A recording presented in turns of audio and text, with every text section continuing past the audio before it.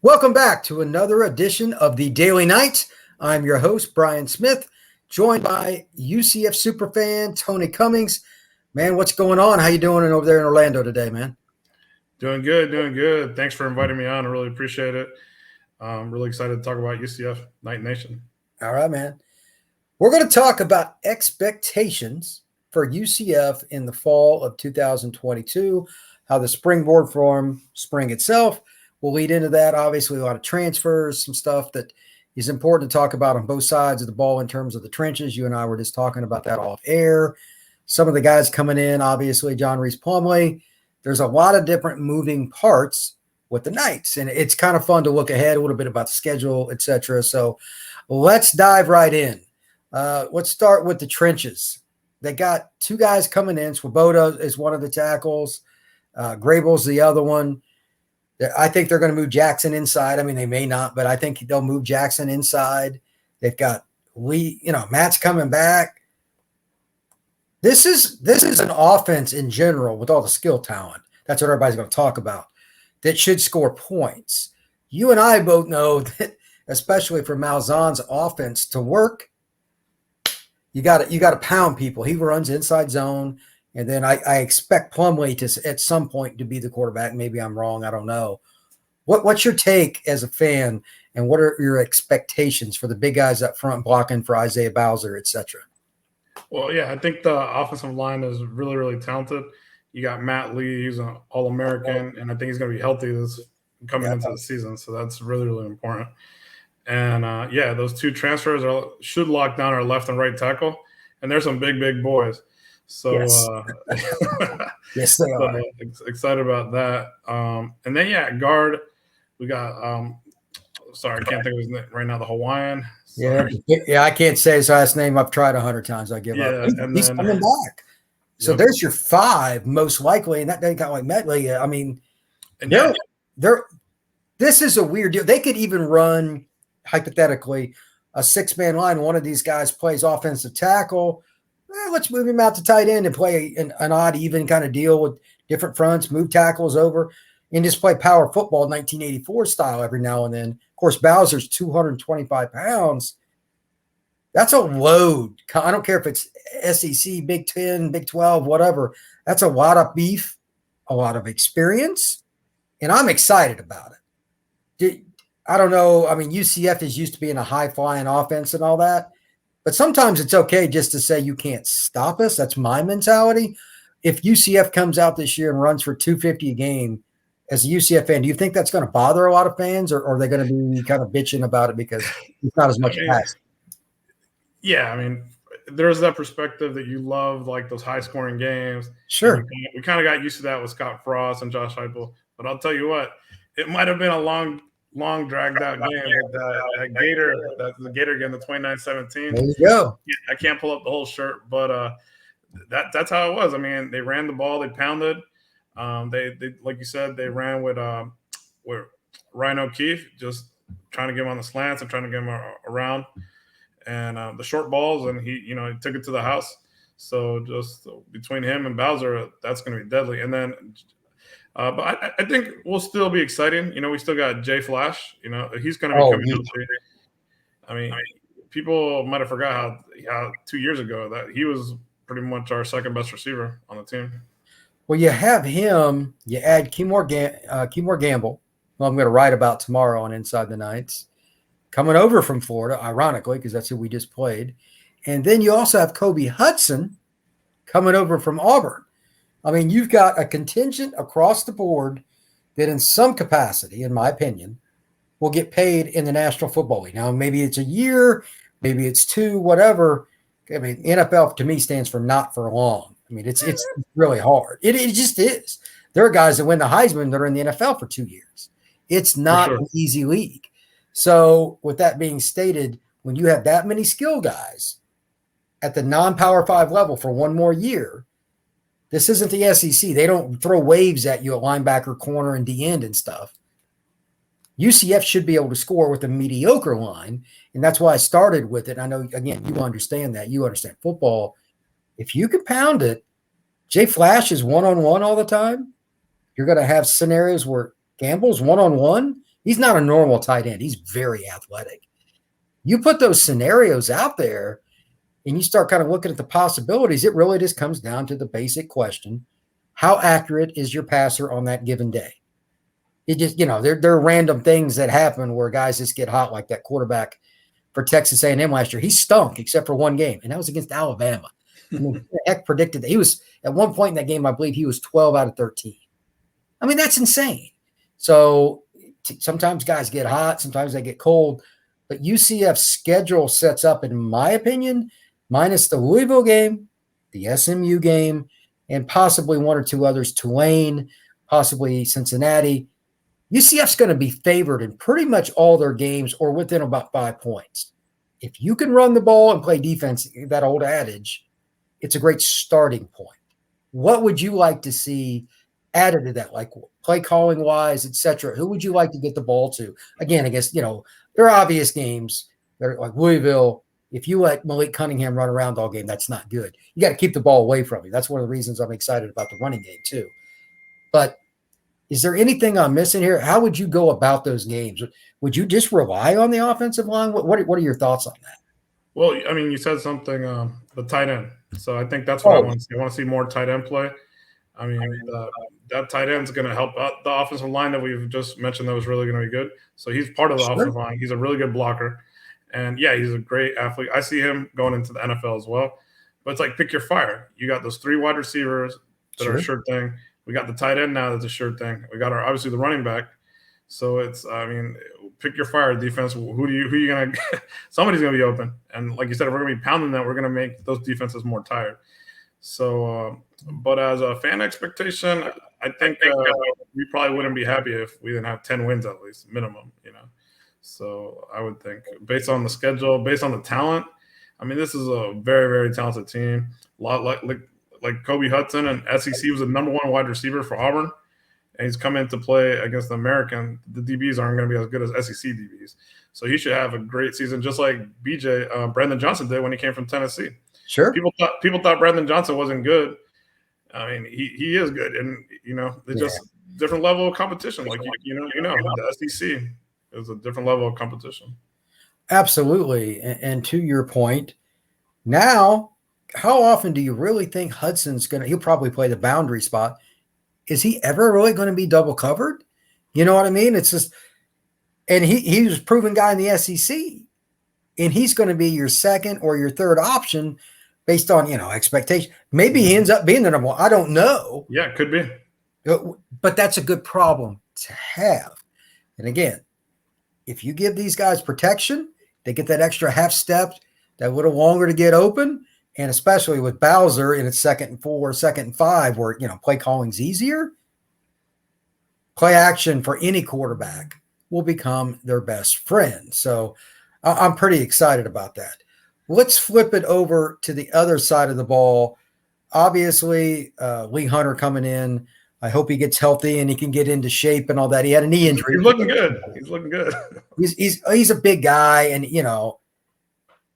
he was given gifts that you can't really teach. I remember at the press conference, the last one I was at with Malzahn, he mentioned that he started recruiting that kid when he was a freshman in high school. Linemen in general, it takes longer to know. So if Auburn, this is when Gus was at Auburn, and they can recruit anybody there. For them to be recruiting a kid when he's a freshman gives you an idea how early he was a dude. And you're going to put him in the middle. And in my opinion, the most gifted guy on the team, regardless, is Tremont Morris-Brash. You got him on the edge. Now you start, like we were talking with the receivers, who do you double? How do you play games? Do you chip? What do you do this place and that? You cannot have Lee Hunter hit your quarterback. That is bad for business. But then at the same time, not many guys are going to stay in front of Morris-Brash, who was an SEC level recruit and just decided to go to UCF. You can start playing those cat and mouse games, and then you have Terrence Lewis that's coming in, phenomenal athlete. What are your thoughts about the front 7 for the UCF Knights headed into 2022? Well, the 2 guys you mentioned, and I just want to piggyback on Lee Hunter. He's going to be dominating offensive lineman in the AAC. I mean, he's a big boy, and he's just going to be pancaking offensive linemen the other way around. And so I'm excited about him. And yeah, with Cam Good leaving, he's pretty much, I feel like, the sure starter at D tackle with Ricky Barber and Sure. Anthony Montalvo as well, rotating those three. So those three will really be good handling the defensive tackle. I think we do have talent on the defensive ends, but obviously TMB is the best. I mean, he was an All-American Under Armour player, and he's been progressing every single year. And he didn't redshirt his freshman year, so he's always been a legit player. So I'm excited to see. I think he's going to have a breakout year this year. I do too. And my key with that is the second level of the front seven is linebacker. You and I both know, and probably most people out there, it's by far the thinnest spot on the roster. Mm-hmm. There's going to have to be some level of transfer coming in, at least a couple more, in my opinion, unless there's something I don't know about, walk-ons or whatever, because they don't have the numbers. Talent's good, but they just don't have it. If Terrence and or Jeremiah get hurt, which I think they're pretty much locks to start, I mean, they'd be in deep trouble. You'd be playing nickel and dime defense on 1st and 10, no matter what the other team's running. John Powell stepped up and did some nice things last year, but can he be a guy you count on play in, play out, series to series, game to game? I have no idea. Can he take on that kind of – I mean, linebacker's a big responsibility physically on these, your shoulders. You take a beating. Is there anybody else? The freshmen that are coming in, neither one of them is very big. They're intelligent. They're fast.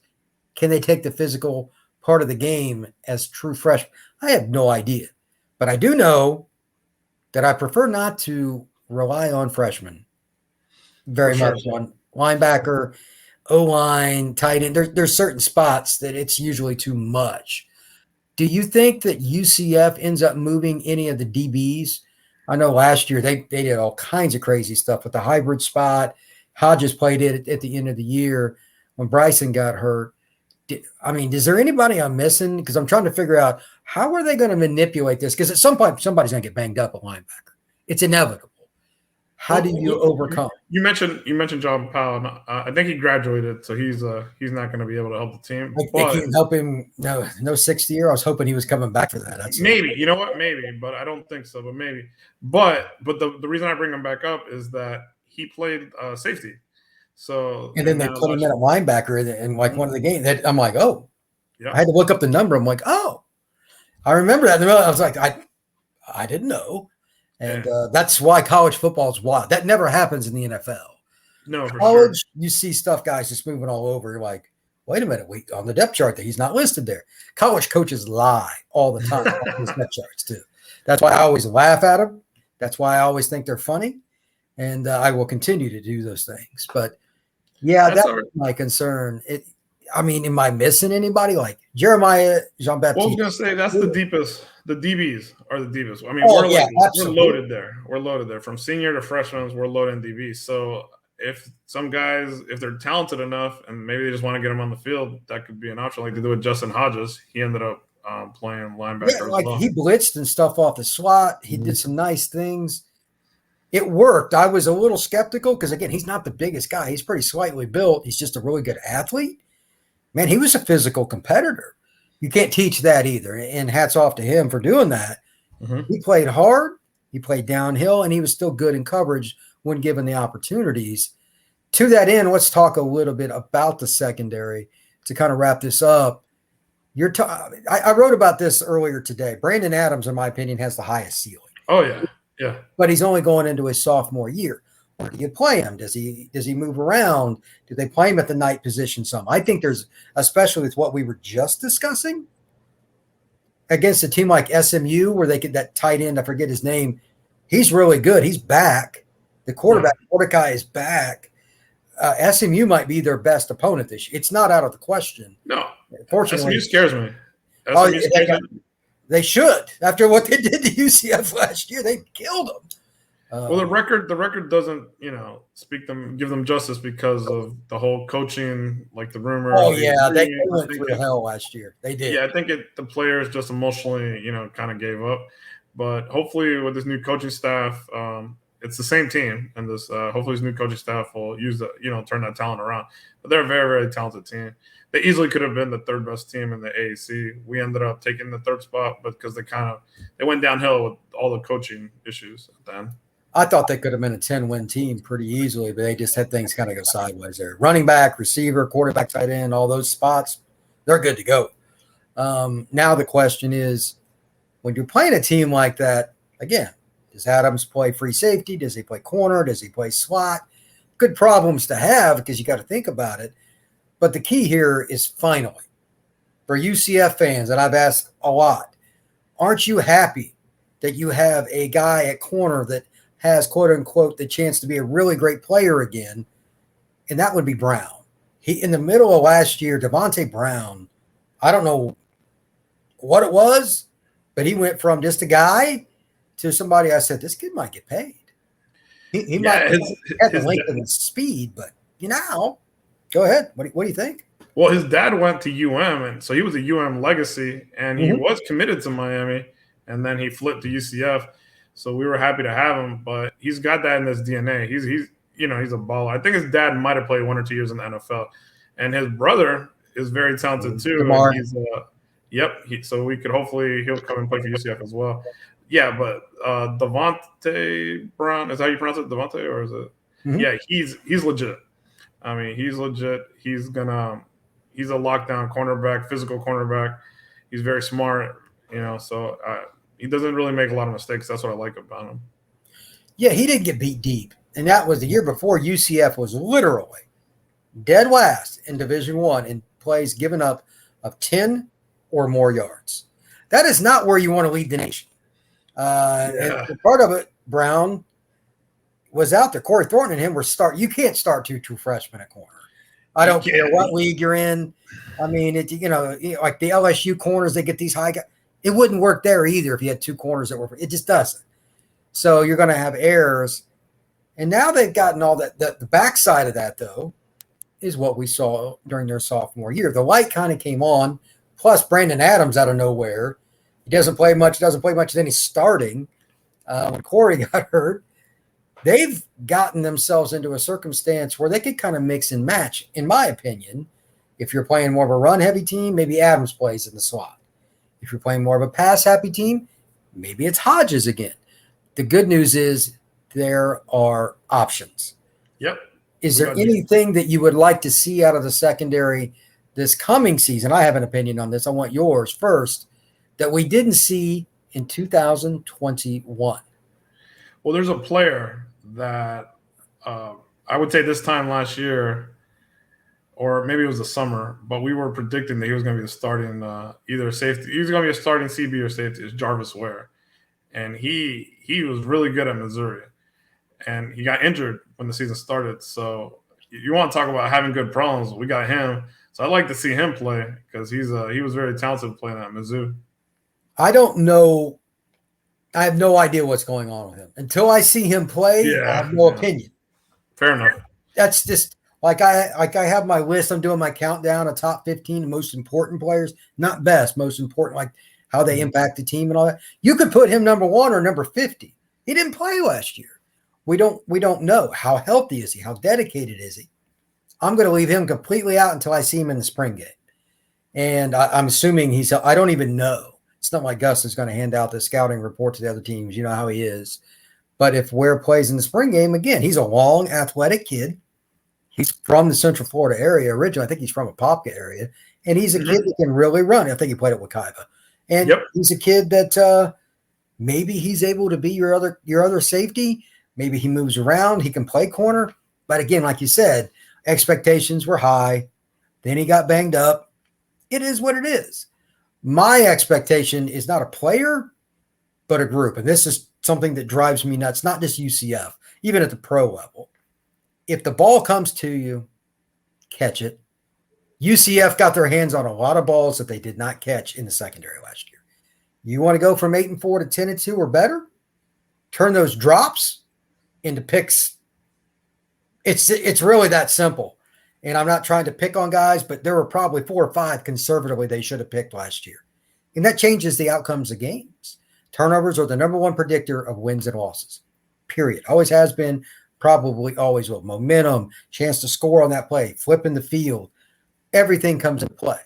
So whether it's Devon Wilson or anybody else, I don't care. If it comes to you, catch it. It's really that simple. One last point that I'm just curious. Colton Boomer is coming to UCF, and most people are like, "Who?" His last name is literally Boomer, and he's a kicker. I mean, God blessed him in that manner. I mean, it's unbelievable. At the Orlando All-Star game, before it got going, I was standing behind him, taking some photos and videos. He has a cannon. Boomer is quite appropriate. How long has it been since UCF fans have been comfortable with the kicking at UCF? I'm just, you know more about it than I, so I'll just let you tell me. I want to say 3 years ago. I mean, and that kicker's in the NFL. And That so, matters. That matters. Those mhm. close games, it changes your play calling. It changes whether you go for it on fourth down, etc. Colton Boomer, I think, can come in and win the job.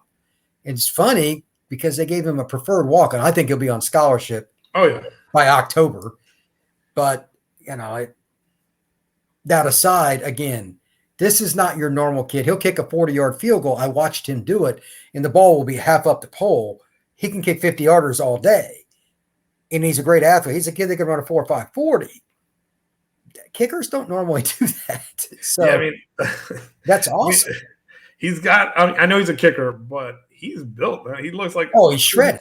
He's shredded. He looks like a not necessarily a linebacker, but like he looks like a small linebacker. He's so shredded. Yeah. And he can kick. I saw that same game, the All-Star game. He's got a leg on him. You can, Lake Mary could always count on him. He's a local boy. That's what I like about him too. Absolutely. And he was a 5-star. The people that rank kickers, they rank them as a 5-star kicker. So all signs point that he's a real deal. And I feel like none against Daniel Obrusky, but he just time after time has let us down. And you could tell Coach Gus wasn't confident in him because he would run, he was running four. I remember like the Navy game when he ran that play instead of kicking it. I was like, what is going on here? The funny thing is with Colton Boomer, if you execute that play with his speed, he scores. Yeah. He's the only kicker I've ever seen that fast. I mean, it's ridiculous. Yeah. But to put it in perspective, he reminds me of an MMA fighter in terms of how he's built. He's that shredded. Yeah. And he's blessed. So good for him. Now the question is, can he win the job? I just wanted to throw that out there as a last piece. So often special teams are overlooked. You got Ward back at long snap. The little things, the more the long snapper is not discussed, the better it is. That means he's doing his job. That's kind of the joke. I talked to Gus about that. It's true. Alex Ward's going to get paid to play, and he came back. It's shocking. UCF special teams might end up being the difference in winning double-digit games or being 8-4. If you win a couple more of those close games, and UCF did a good job with that this past year, but if you win a couple more of those close games, that changes the whole outcome. So special teams last year killed them in the Navy game, and it wasn't great in some other ones. I think the uptick is pretty high, and I just wanted to bring it up because as somebody that covers UCF, there's nothing more frustrating. You basically have a story written, and then one play it's like a bomb goes off. When you mess up on special teams, it's a turnover, but the mental part of it, like UCF never recovered on that punt block against Navy. Like it was just weird. And they were awful in the second half. I don't know what the heck happened, but those are the kinds of things that I think that Gus and his staff can overcome. Year two, you're usually a little better with that stuff anyway. To your point earlier in the show when you talked about expectations, that's part of the reason. UCF fans are very educated. So last question for you, Tony. If you had to be put in place to guess, the record for the Knights will be what next year, you would say what number? Like 9-3? Is it 11-1? What would you go with? Realistically, 10-2. 10-2. We're gonna have some challenging games from SMU, I think, as well as we don't know about Cincinnati. We'll see how that plays out. The Louisville game, they have a talented quarterback, so we'll see how that plays out. But you could always have unfortunately, you could always have what do you call, like a letdown game or oh, sure. I mean, we almost lost to USF last year. We should have won by 20. They were 3 yards away from scoring and beating us. I mean, I thought that was going to be 41-20 or something like that. I really did. And they probably should have lost. But I'll tell you what, we finished the season on a high end, beating the Gators. Sure did. We're bringing back a lot of talent, a lot of super seniors, and that's what Cincinnati had. Cincinnati had a lot of super seniors. Like even like you said, it doesn't matter who it is. Special teams, Alex Ward coming back. They also had players that could have went to the NFL that stayed. So these players feel like I think they're in it to win a championship. A lot of actually, that's what they're all saying on social media. They keep talking about they're all this year. It's about winning a championship. So expectations are that we need to be in the conference championship game. At least for me, that's my expectations. But this team could go undefeated. So this could be one year before we go into the Big 12 undefeated in the American. So it could be that high, or it could be 10-2. Or if we're having a bad season, it's going to be 8-4. But I don't think so. I think with the talent, it'll be 10-2 to undefeated. I kind of agree with that. I just don't think the American will be as good this year because Cincinnati is going to come back down to earth. You can't lose as many players as they did. And I'm not trying to pick on them. They've done a tremendous job up there, but they hit on so many guys that they took flyers on in recruiting: quarterback, defensive end, corner. They all hit. That's just ridiculous. It's not going to happen year after year, so prove me wrong. But I'm sure they'll be good. Evan Prater is a new quarterback. He's a highly recruited kid, etc. But I think them coming here, them being down, they got a good chance. SMU comes here. Louisville comes here. The game I'm actually kind of worried about the most, off the record, from what most people would say, is Tulane. They gave UCF a lot of fits last year, and you got to go there now. It's plausible you could be in trouble for that game. So just something to throw out. But Tony, thank you very much, man. Yeah, thanks for bringing me on, Brian. Appreciate it. You're a great fan for UCF, and I'm glad to have you helping me out on the site and everything. So absolutely. Real quick, everybody, please hit like and subscribe and hit that notification bell. I appreciate it. We enjoy talking UCF football. Tony's just one of the guys that helps me at Inside the Nights, and it's a lot of fun, man. It's a lot of fun. So everybody out there, be good. Thank you very much, and have a great evening. Yep. Go night.